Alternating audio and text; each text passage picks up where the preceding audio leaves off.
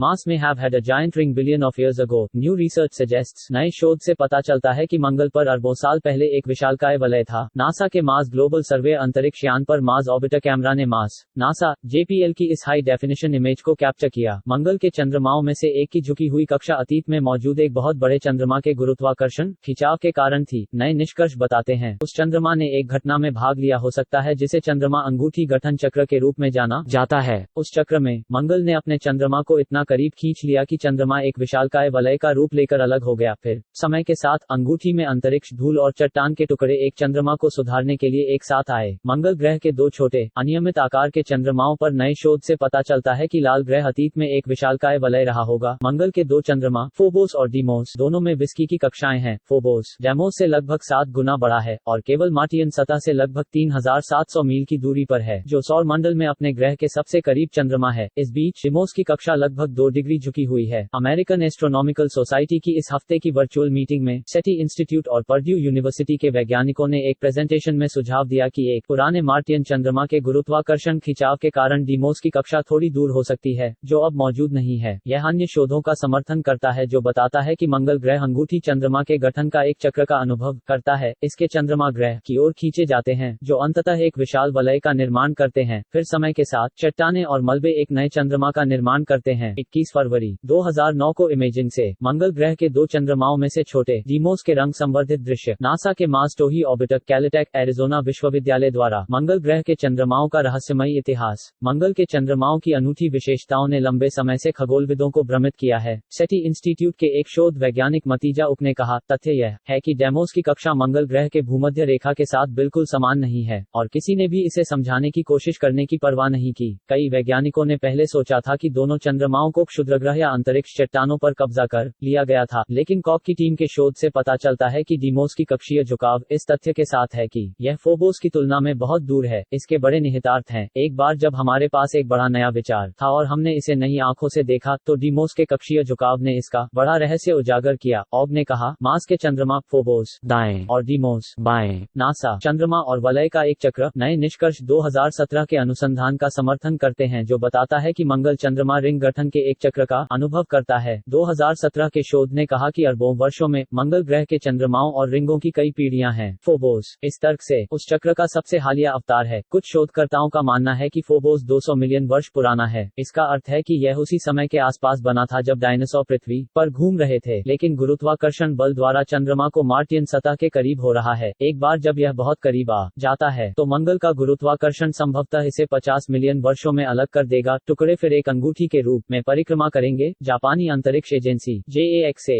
Martian चंद्रमाओं के बारे में अधिक जानने के लिए 2024 में एक मिशन की योजना बना रही है। यदि यह योजना के अनुसार चला जाता है तो एक अंतरिक्ष यान नमूनों को इकट्ठा करने और उनका विश्लेषण करने के लिए फोबोस की सतह पर उतरेगा, जो इसकी संरचना और इतिहास के बारे में अधिक बता सकता है। Time of news India.